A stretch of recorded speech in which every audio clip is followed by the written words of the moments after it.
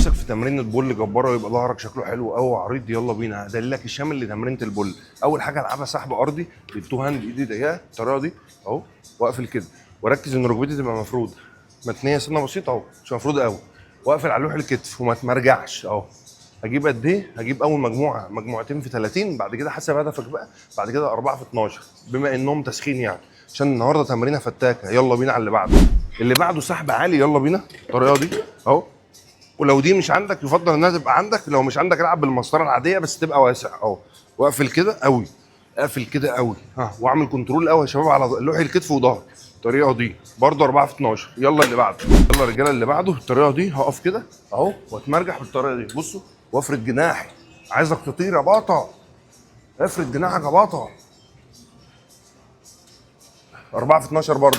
يلا اللي بعده، اللي بعده يا بطل، عايزين دي وحش. يلا بينا، هقعد على ركبتي بالطريقه دي اهو، 1 2 ها. لو مش قادر تعمل كده اقعد على دكه مفيش مشكله، ولف دراعي وانا بسحب اهو الطريقه دي اهو، وسيبها تعمل استريتش ها، ولف قوي، سيبها تعمل استريتش. عايز جناح ابطال.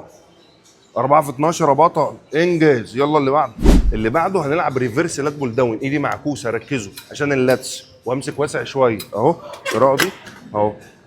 عشت، اقفل قوي ها. دي هنلعبها الوحيده اللي هنلعبها 6 مجاميع في 12 تكرار، عشان اخلي جناح وبرهان لو ما طلعلكش جناح بعد التمرينه دي. اجمد يا وحش. عشت. يلا بينا اللي بعده. التمرينه بقى دي بتاعت الوحوش، دي التركايه بتاعت الاسرار. بصوا كده، ده اللي عشان الكتف الخلفي ماشي اهو، اطلع كده واقفل، بصوا بالراحه خالص اهو اهو، بالراحه خالص اهو واقفل، لازم اتمرجح لورا اهو اهو، ركز.